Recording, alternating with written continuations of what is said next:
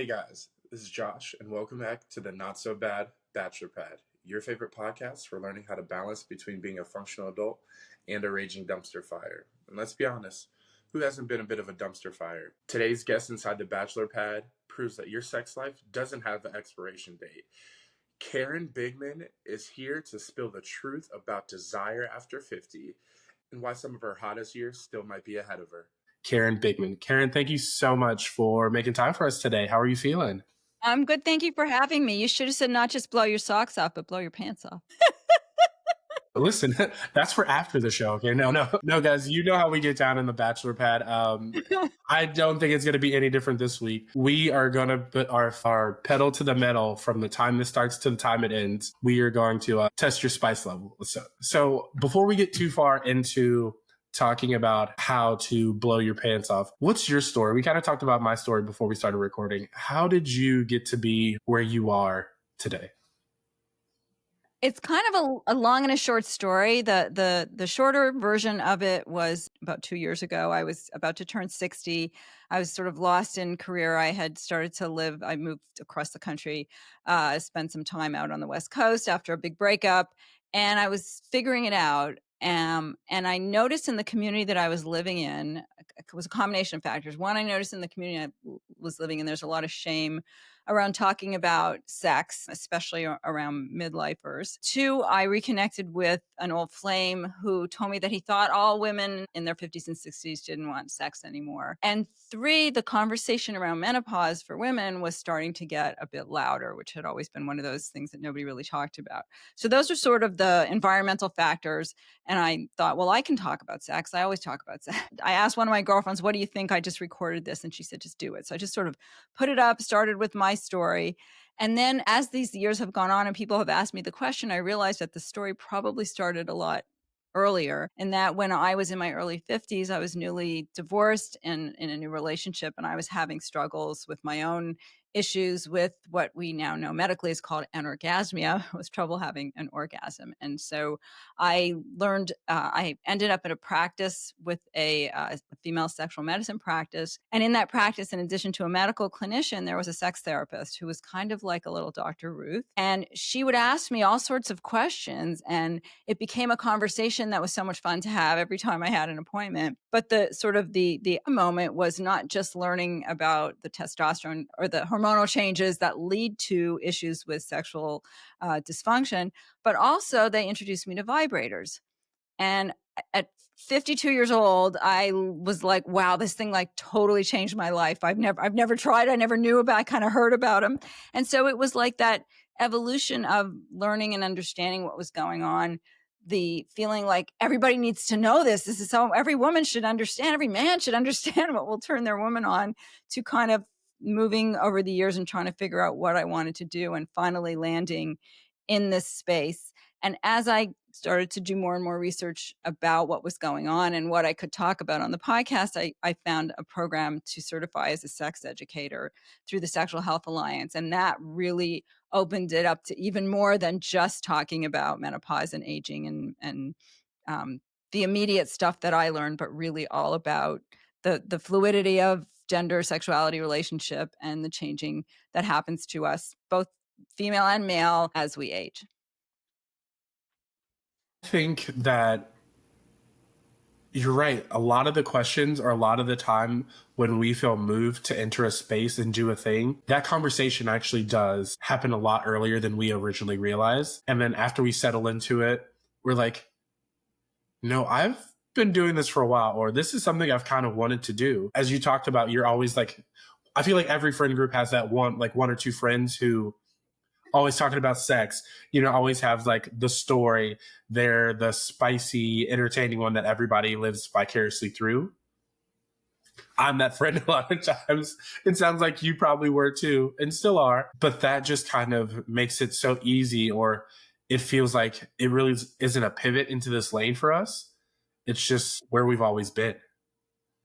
Yeah, and it also, I know they always say find your passion, and I never quite understood what that meant, and I was always like, God, that's so much pressure. It's kind of like find your soulmate, find your passion, like. But now that I'm in it, this is like the most excited I've been about talking about anything. I mean, I worked in technology, I worked in computer systems, I was a divorce coach and life coach before I sort of was this. I kind of shied away from talking about it. And even though you would think sex is like one of those things that's so hard to talk about, for me, I'm like, what do you want to know? What's going on? Second nature, yeah. You said this that the conversation around like menopause and kind of reinvigorating the midlife, quote unquote, midlife stereotypes was getting louder. And that's so true. That's one of the biggest things that I can't say it doesn't affect me, because even as a man, menopause still affects us. We talked about this, I think, back in season 1, maybe 2. But if you have a partner who's going through menopause, menopause affects you. If you've had a parent who's gone through menopause, menopause affects you. So learning how to be a better partner, a better son, whatever the situation is, to somebody who is going through it and coming out of the other side, that's part of the game here. That just makes potentially your sex life or other parts of your life that much better when you can give them the grace and then it's returned to you. But I have to ask, you said when you turned 50, was that like 10 years from now? Because there's no way you're like 10 years ago. older than 50. I am There's no actually, way. I am 62 as of July 9th. And when I turned 60, everyone was like, oh, well, 60 is the new 40. And I said, you know what? 60 is the new 60. This is not your mother's or your grandmother's 60. We are just a younger spirit. I mean, I'm a huge proponent of hormone therapy, which is really hormone replacement therapy for women, which I think is part of the reason that I have my youthful skin, if you will, and things have not been as difficult for me. But I 60s, like 50 was actually a real transition for me because I got divorced, and so it was a lot more emotional. I mean, a lot of things happened, but one of the things that I learned in the course of studying all the research, most recent research around menopause, which is super interesting, uh, there there's a lot of brain changes that happen to women during menopause. The first ones, if you know of any women who have gone through it or are starting to, and by the way, your symptoms may start as many as 10 years before you actually go through it. So you could be in your late 30s or 40s. You start to get this brain fog and, forget things. But what actually happens is the research of Lisa Mosconi, they found, is that once you've gone through it, there's this negativity bias that we all have that seems to be less prevalent than the positivity bias. So we get this kind of I don't give a fuck attitude. That's actually a chemical change in the brain. It's Yeah. not like I don't care, I'm old, like I don't give a shit what you think. Like there's a true feeling of like, this is just how I want to be. This is who I am. This is how I want to live. And if you don't like it, don't be part of my life. Right.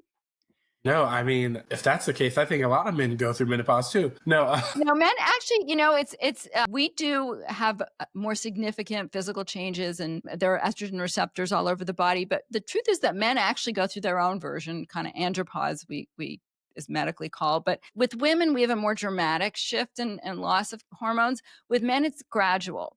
So the testosterone goes down gradually. And truth be told, erectile dysfunction, according to medical experts, 40% of men will suffer in their 40s, 50 in their 50s, 60 in their 60s. So things that can happen.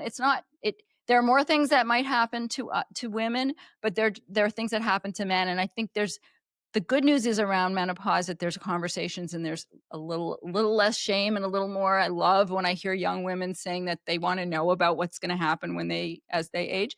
But for men, there is enormous shame. It's like, we're not ashamed to say we want a Viagra. And sometimes, even now, I was just listening to a podcast where hearing that young men are taking Viagra just because they're afraid they might not get hard, or to make things better, which is so not healthy. But there's still like that conversation around men. And I think that if we can have the conversation around menopause, we can also be better conversations with our male partners around what the changes that they're having, and the being okay with, like, shit, my vagina is really, really sore and dry, and I don't really want you inside me today. And you're saying, well, you know what? I'm having trouble getting it up. So like, at least this is not like, oh my God, I'm so embarrassed. It's like, this is a fact of what's going on in our bedroom. Let's see what we can do. Are we going to change the way that we approach sex? Are we going to just take it off the table for a little while? Are we going to go to the doctor and figure out what can we do to make it feel better so that we can get back to the way it used to be? And so I think it's just as important a conversation. It's just a different conversation. Well, I 100% agree with that. And that's why I love one of our biggest partners that we worked with. It's Foria Wellness. I don't know if you've ever heard of them. Yeah, no, I'm an affiliate as well. Yeah, but I mean, like, I love their products. I mean, they don't do too much for me, but I do. I always give them to my partners or just have them in my lover space. And they really do help kind of bring up those conversations if we're feeling I'm a little drier today, or I just am having a little trouble finding that spark. I think that's a conversation that men need to start normalizing is it's okay if we can't do it all. Because I feel like the male identity is tied to results and performance. Yep. And when you don't get the result you want and you're not performing, they like tend to freak out. As you say, like younger people are taking Viagra, which is wild. But honestly, I feel like in reality, if you de-stress and you don't put as much expectation or importance on if you get hard or how long you stay hard, she'll have a better time. He'll have a better time, whatever your preference is. And you'll be surprised at your performance. And it doesn't always have to be about penetration. Like that is one of the things that I think is also, not only is it performance, I need to get hard and I need to ejaculate and I need to get her off, but it has to, certainly for heterosexual couples, the script is like we do a little kissing, a little foreplay, a little oral, and then we go into penetrative sex. And that's like the grand finale is when he ejaculates. And I think that whole script needs to be rewritten. Esther Perel, I don't know if you know who she is. She says that your orgasms, the sex starts at the end of the last orgasm. So it's the whole leading up to it. It's okay. So that's actually going to bring me to a really big point that I wanted to kind of talk about. Now, we talked about how men are so performance based and they have this like commando mission oriented mindset. Also, guys, so sorry. I'm coming off the end of a cold. So if I sound super nasally, just give me some grace or blow me up in the comments. Either way, we love the algorithm. We'll love it. Kudos for being here, even if you don't feel well. That's good. Yeah, of course. Listen, sometimes the show must go on. We know this because so often people think that it's not really, like you said, it's not about penetration. Foreplay does a whole lot, and there's a lot you can do to stimulate yourself and your partner that doesn't involve penetration or even all the time physical intimacy. So do you think it's a myth that the older men get, the less they care about foreplay? Or do you think the older they are, the more they rely on a little bit of foreplay in order to get the wheels going? I don't think it's an age thing. Okay. I think it's what I see now. I've been single for a while, and the men that I see now are sort of that I end up with, of course, because they're a little more open minded when they end up dating me. It's like a bigger conversation, and so I love these expressions I learned along the way. One is in the sort of the similar meaning. One is core play, and the other is outer course.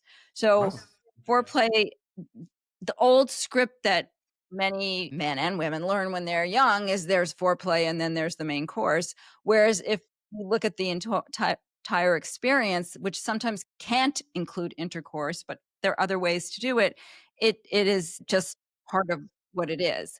I will say what's interesting, and I had couple partners lately, most of them are pretty open to bringing a vibrator into the bedroom, which is just something that's become part of my toolkit, just like lube and everything else that I need as I age, because I just need it to orgasm.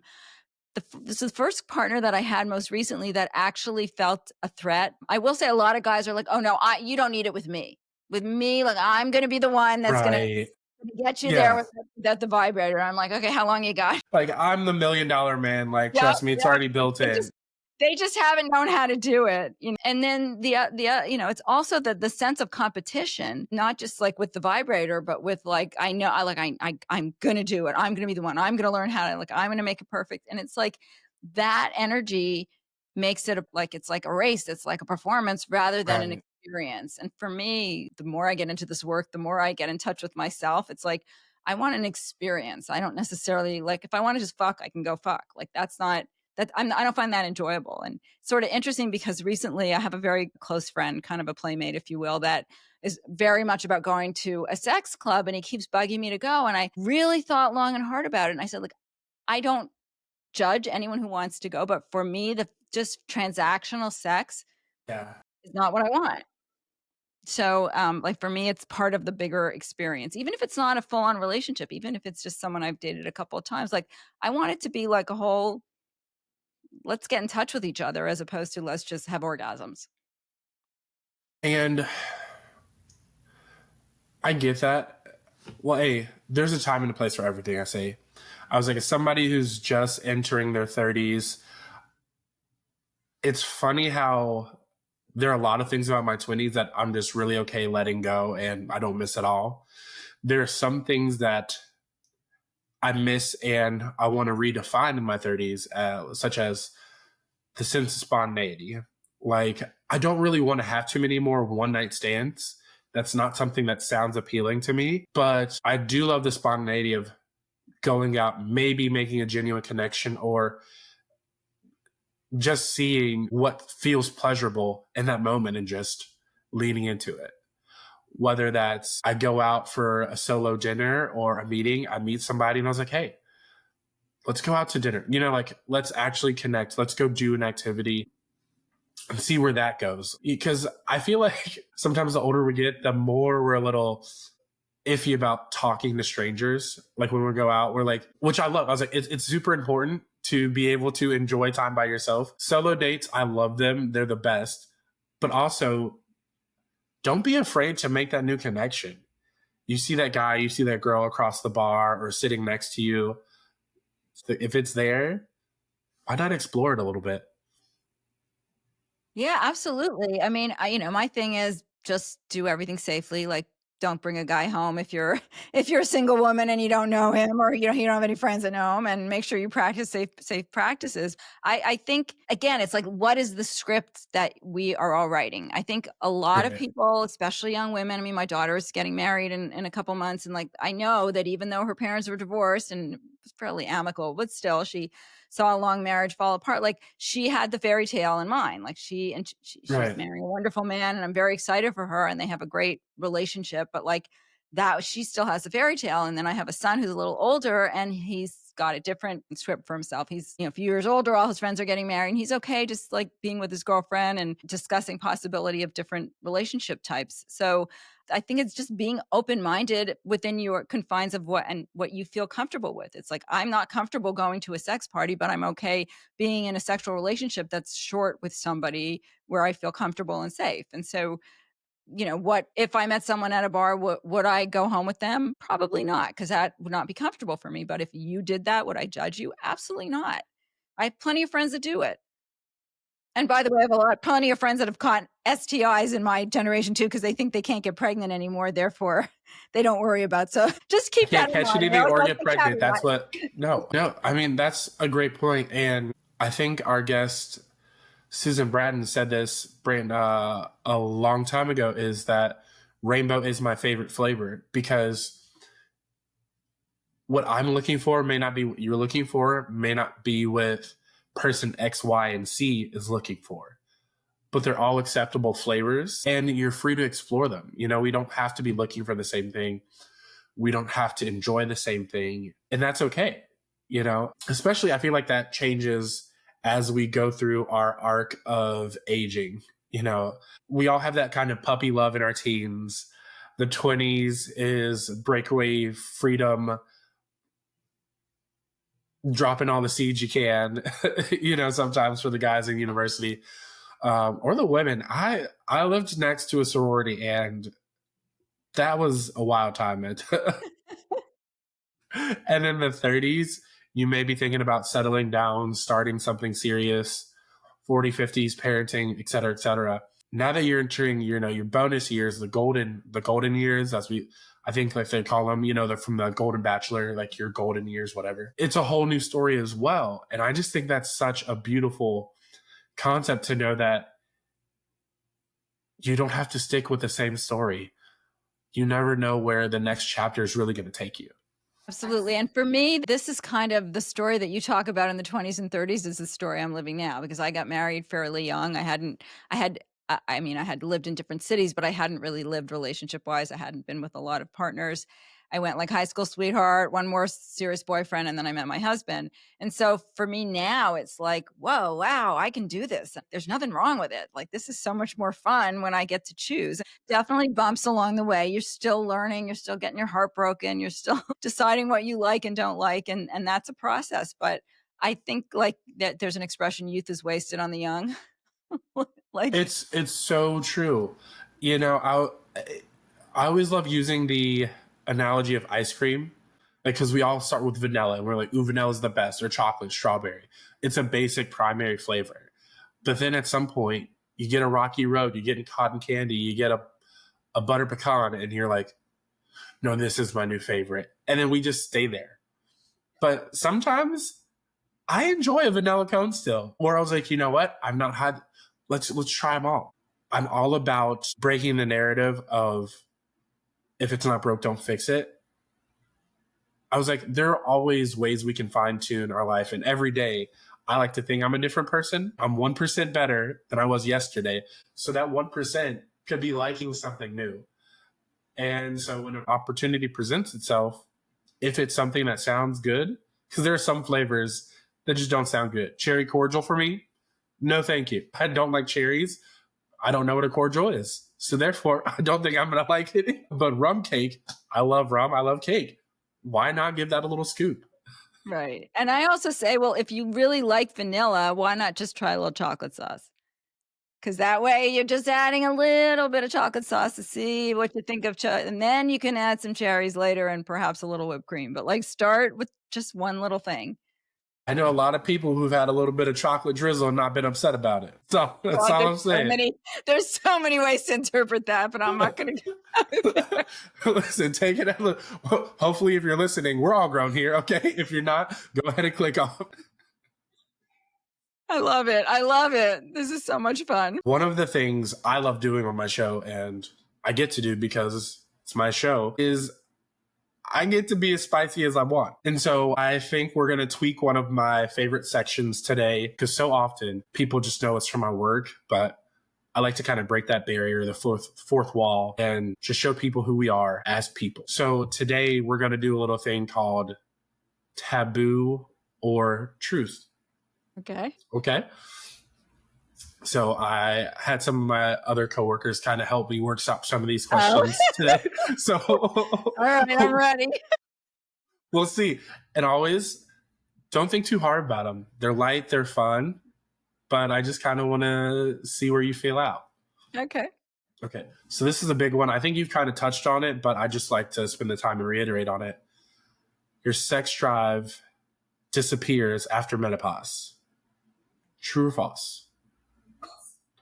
100% so, because anybody who knows me knows I like them a bit older, and I can say they have just as much vigor as they did before. That's why you're so great at interviewing me. I love it. Okay. Sex after 50 means fewer positions and more pillows. Nay to the first, yay to the second. But I got to tell you, pillows are great no matter how old you are. You know, we all could use a little support. I get it. Yep. Sometimes I feel like being intimate turns into a gym session. You know, there's a lot of sweating, a lot of grunting, sometimes some heavy lifting. And then you need a massage afterwards at my age. That's right. Or a nice ice bath. Okay. Alrighty, let's see. Do we have another good one on the list? Okay. Dating apps. Worth it or not after 50? Because you spent, like I said, they weren't really a thing when you were my age or a teen at 20. But coming out of that long relationship, I feel like everybody tries them. Would you say worth it, or just meeting people organically is the way we should do it? I think they're a necessity. I love being on the dating apps because I get to meet all kinds of different people. I've been on and off of them for longer than I like to admit, probably like 10 years. I met my long-term ex-boyfriend on Match.com. And since we broke up, I've been on more of the Hinge and Bumble. All that being said, a couple weeks ago, I hired a matchmaker because I wasn't having much success. So I think the apps are great. I think what's really important is, I've learned a ton. I talk a lot about it now. I talk a lot more about sex and relationship related, because dating after divorce or dating in your midlife is a bit different. If you show up, I always say, show up on the app as you would show up in real life. And so if you go on an app with, I don't want drama, I don't want this, I don't want that, they all suck, they're all dangerous, that is what's going to happen for you. But if you go and say, this guy's kind of funny, this guy's kind of interesting, or she looks different, or oh my God, what a creep, that's okay. But like your attitude is much lighter about it. Like, it can't be your life, but it's a way of meeting people I've met so many people that not in a million years would we have ever connected under any other circumstance. That being said, if you have IRL opportunities, which I think there are more for younger people, I'm seeing a lot of things among some of my younger peers. There's different, one in New York that does a PowerPoint presentation. You bring your friend and you do PowerPoints, and Love those dates. Yes. they don't do them in my age group, because I think there's also probably more women than men that are looking like that. It's a bit different, but I love all that IRL stuff, and I love that it's your generation, the younger generation, are moving off the apps, because that was the way we did it. I mean, I met my ex-husband on a plane. He sat next to me, and we were together for 26 years. So, but that just does not happen that much, and so the apps are really a tool. They're not the be all and end all. There are bots on there. There are people that are not serious, that are a lot of people that just do it for the adulation, the likes.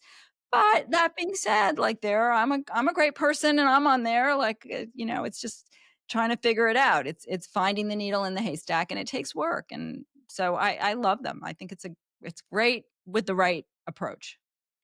No, we all say relationships are a full-time job, and dating is no different. Now, one thing I do love about the generation that I'm starting to see again, that I've been waiting for, when I say this, I've been waiting for this to finally come back around, is IRL events. Because our generation mainly, and I'm talking about the millennials, the early Gen Zers, the apps came out when we were finishing high school, starting college. They were cool, they were trendy, even though they had websites like Plenty of Fish and Match and Christian Mingle before. Like, just having it conveniently on your phone, being portable, really was a thing of our generation. But now we've all kind of got it, the burnout, the fatigue of swiping. Swipe culture is kind of dying, in our opinion. So shout out to our friend Celeste, who here in Nashville has started the Nashville Singles Club, which I went for the first time not as a joke, but I'm just like, oh, it's a singles club, like whatever.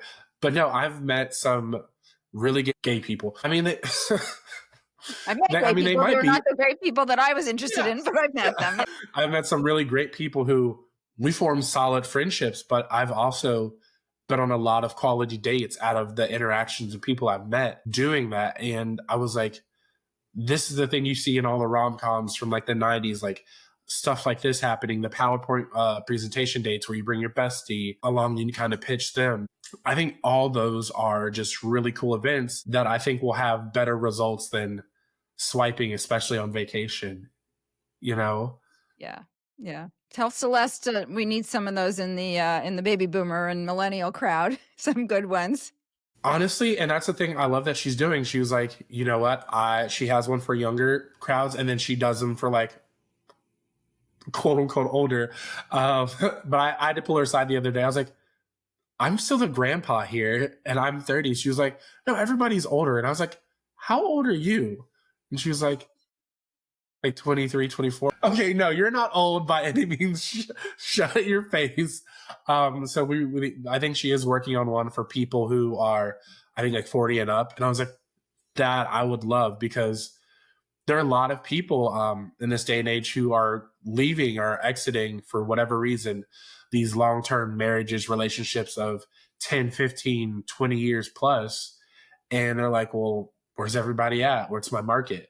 So I think they deserve a chance at finding love too. Also, you brought something up, and spoilers for you guys listening. Next week, we do have matchmakers coming to the Bachelor pad, but that's something that I literally only heard about in rom-coms and magazines. So I didn't think that they were actually real people, because I'd never met a matchmaker before. But now all of a sudden, it's like everywhere I turn, there are matchmakers. And I just think that is so cool. So I think I might have to, see if they can match me with the right person. Well, that being said, just like the dating apps, you have to be very careful. I mean, I interviewed a lot. I looked at this one company that I felt like the guy wasn't listening to what I was asking for at all. I hadn't paid him yet, and he was just super, super sleazy and pushy and salesman. And then it took about a year and a half till I met this person that I felt I really connected with and really had a good network. I mean, it's like a recruiter, interestingly, like they all know each other and they're like, okay, who are you trying to match? Who are you trying to match? Yeah. Changing my parameters to different locations and all of that. But what I was finding is that the people that I'm attracting are just very different places in life, younger children, financially insecure, things like that. And it's been a lot of years of doing it. And so I just thought, well, let's see. And I will do a series on it. I'm just putting the content together as I go, but I will put out there what my experience has been once it's done. And I'm hopeful that I'll end up with success. But hey, you never know. You never know which way it's going to go. Nothing's guaranteed. But it'll always be for the plot, as the kids say. Yep. Um, Yes, I love that expression. Yes. so that actually brings up a good question. I know a lot of people, after they leave these longer relationships, sometimes they dip their feet in the little younger pool, and I've been the opposite. I think I've predominantly only dated older women. So after you left that relationship, have you thought of or have you dated somebody who was a generation younger or two? The youngest guy I dated was about 5 years younger, and it was for me, as my own shit, I found it was just kind of funny because his high school music was my college music, so it was just kind of a joke between us. But what I find is first of all, I have a 33-year-old son, so for me to date anybody that's under 40 feels just awkward. I just couldn't personally. Yeah. Um, uh, but over 40, 50, most of the men who are divorced tend to have young children. And I'm very much an empty nester who's very independent. And it's not that I mind dating a man that's 50. It's that I mind that he has young kids that have to go to soccer on Sunday. So that part of it is just not for me. But would I? Absolutely. I mean, I interviewed Cindy Gallup. I don't know if you get a chance to interview her. And I mean, that's what she does. She's a self-declared cougar. Like she's 65 and she only dates men in their 20s and 30s. Now she doesn't have kids of her own. So perhaps that's doesn't bother her, but I think it's great. I think like men have been doing it forever. Why? What's Right. And women I'm doing all it? about equality here. Okay. There you That's all go. I'm doing. Yeah. We might have to slip Cindy my number. No, but that is such a thing. And I think maybe that's another reason I love older women is because 20s, 30s, teens, empty nester. And I've dated a lot of moms. Not a lot. I've dated a few moms, but having a young kid for me it's so hard because I don't want to be too invested into their life and then being torn away. I feel like I've had one bad scenario where I think even like a year or so after we ended things, I would still call because it'd be Christmas or like some other big holiday or like the birthday and was like, where's Josh? And so she's like, she'd FaceTime and be like, hey, he wants to talk to you. And I was like, it was just heartbreaking, because you might be the only male figure this person has known Yeah. their whole life and then you like just disappear. I hate when the kid feels like it's their fault. I was like, but it's nothing that you did at all. Like you were the best, you're a rock star, but just me and mom didn't work out. So older women who usually either have kids in high school or university or don't have kids at all, we somehow are weirdly on the same level, if that makes sense. Like we both just have a lot of free time. We both just want to find some connection. And honestly, a little less vapid from what I've experienced. So that helps as well. And I was like, that I just think that's why we're peanut butter and jelly. Me and like the milfy crowd, we're just peanut butter and jelly. And I think that's great. One of the things I learned, I was a divorce coach for 5 years, and I think the mistake that a lot of parents make is introducing partners that they don't know are going to be long term. Even my kids who are older have basically said to me, until it's a serious relationship, we don't want to know anything about it. And I mean, they're perfectly grown up, but it's like I don't want people coming in and out of my life. I don't want to invest in them. And when you're young, you don't know the difference. You don't know that he's not going to be my daddy or my mom. She's not going to be my mommy. So I think for the parents listening, it's totally okay to date somebody single who doesn't have kids, but just be aware that your kids see, you hear stories of older people who say like, yeah, my mom had a different guy in the house, or my dad had a different woman every week, or, and that is very harmful to the children. So if you can keep the distance until if you're very serious with the person, you gradually introduce the partner. I mean, even my ex, he kind of dropped some bombs on my kids who were in college at the time, and they took it very hard. It wasn't that they didn't know he was dating. It was just like, wow, whoa, are you bringing in a new mother to me? Like this ain't happening. We got a mom. And so it's just really like, think about your children, not just like, yeah, you want to get laid, you want to have fun, you want to like go out and all the years you missed because you were stuck to your kid. Like that's fair, but get a babysitter, leave the kid with grandma, and then have fun with your partner. And when it's time, that's when you introduce your children. 100%. I agree with that wholeheartedly. Now, this one I think is fun. And maybe it's just me. Maybe it's not other people. Maybe this is specifically me. Talking about sex at our age is easier than actually, or less awkward than actually having it. I think it's the opposite. I think that's false. You think? I think it's harder to talk about sex than to have sex, especially for heterosexual couples. Because we know you get into the bedroom, you know where it's going. But when you're any other kind of, you're gay, you're kinky, you're on whatever other practice, swinging, whatever it is, you're going to have a conversation before you get into the bedroom about what's going to happen. But we don't. So I think the conversation is much harder than the actual sex.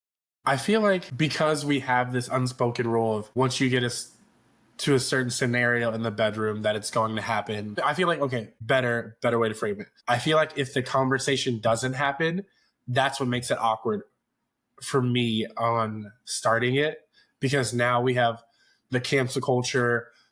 We're finally shining light on consent and stuff like that, and which I love, but I hate making it seem like somebody said this to me. They're like, are you asking me for a permission slip for us to hook up? And I was like,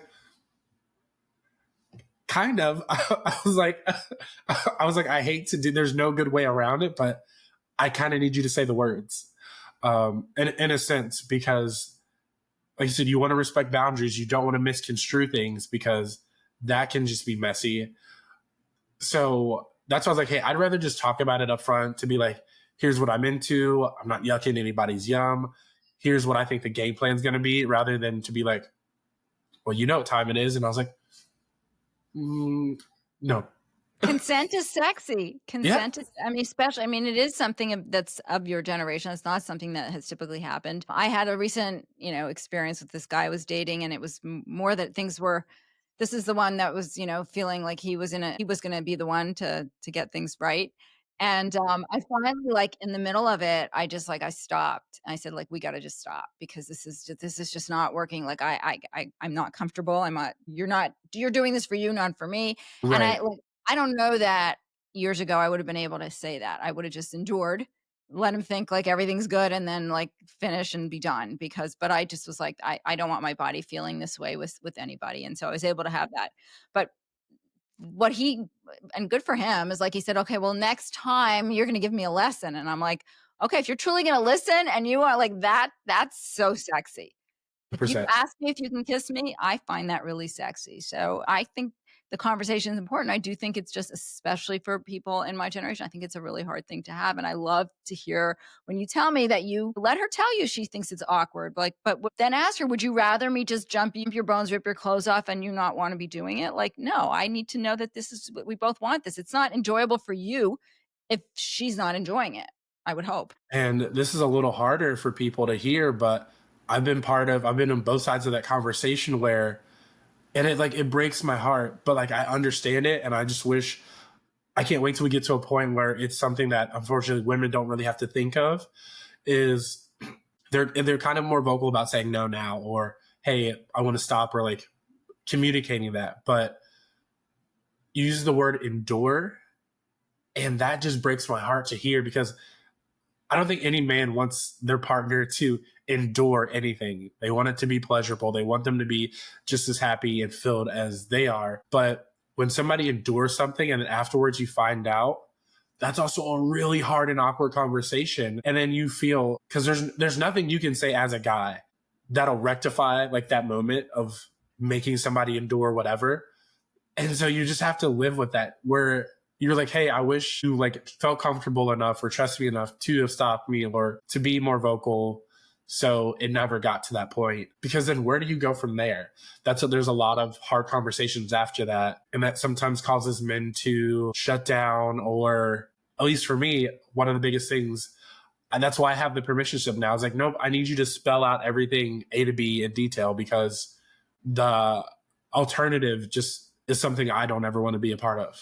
And I think that if there's one tip I can give men that will probably help, even if they can't have the conversations, and I think it's hard for me too, but slow the fuck down. Just slow, because when you get in the moment and you're really horny and like the hormones are going and bodies are smacking against each other, like you just want it. But if you like back it up and slow it down before the clothes even come off, and just start to, or don't even let the clothes come off in the first 1, 2, 3 dates, whatever, which is not always easy to do.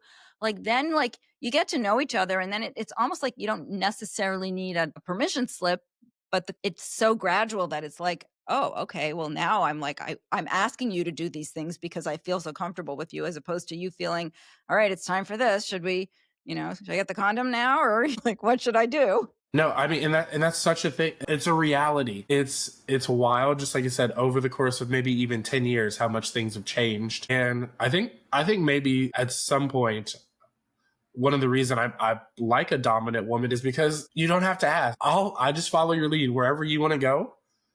I'm here for that journey, and then you don't really have to worry about them being uncomfortable at any point. And I tell people this, and they think it's the weirdest thing, but when I'm with somebody, don't get me wrong, I love sex. I love physical intimacy. That is chef's kiss.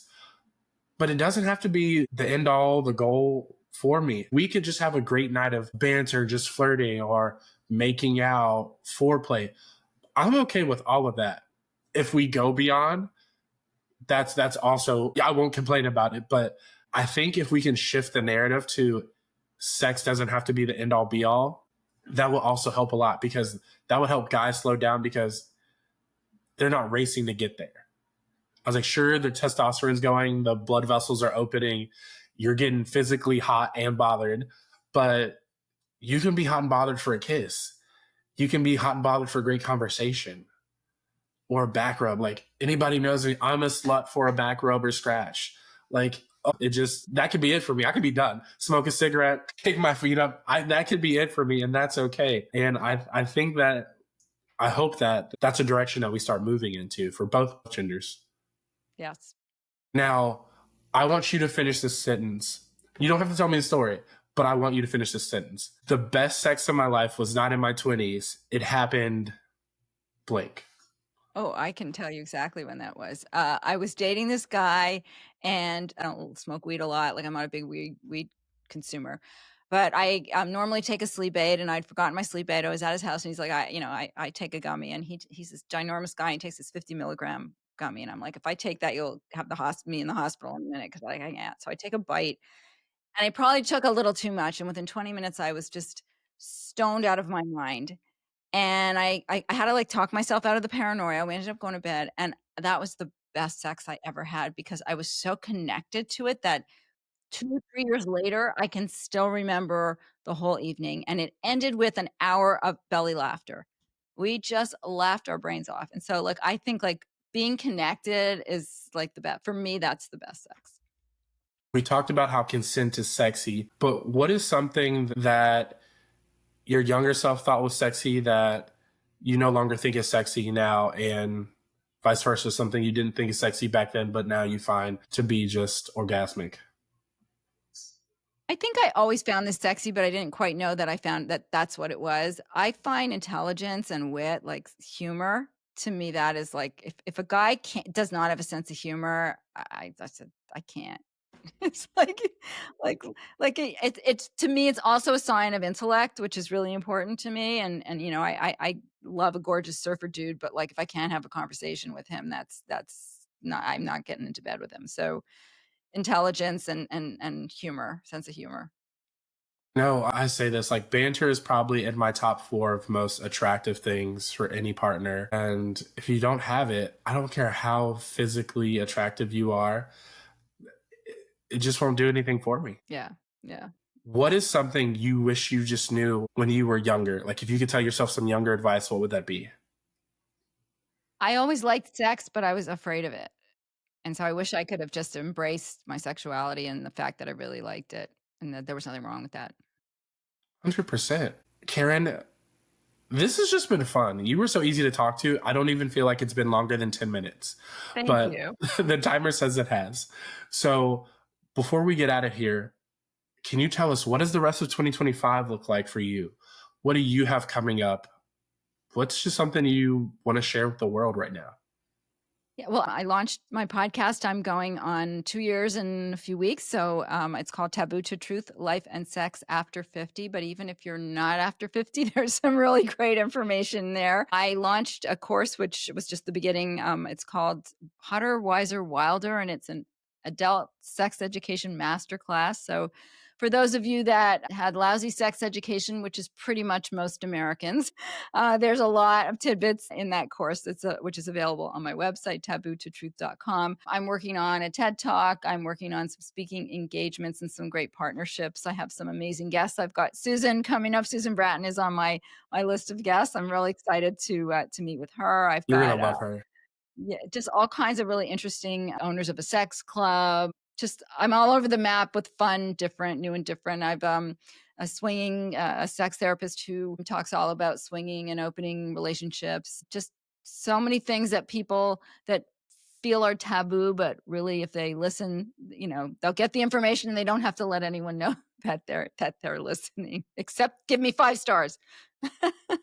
Guys, right now, go over there, go follow, go subscribe to her show, 5 stars, and leave a comment so she knows that you're not a bot, okay? Yeah, and I'm on YouTube. I'm really growing my YouTube channel as well. So that's been a lot of fun. So yeah, just more of the same and bigger and better. Beautiful. Well, guys, thank you so much for making it through another episode of the Not So Bad Bachelor Pad. I already know you subscribe to all of Karen's social medias that I've left down below in the descriptions. You've already checked out at least 2 episodes of the podcast. Don't forget to still leave a like and comment on this episode if you're watching on YouTube. If you're listening, share this episode with a friend who may not be over 50 or may be over 50, but still isn't afraid to spice things up in their life. And then I will see all you amazing bachelors, bachelorettes, and unpartnered people next week for an all new episode of the Not So Bad Bachelor Pad.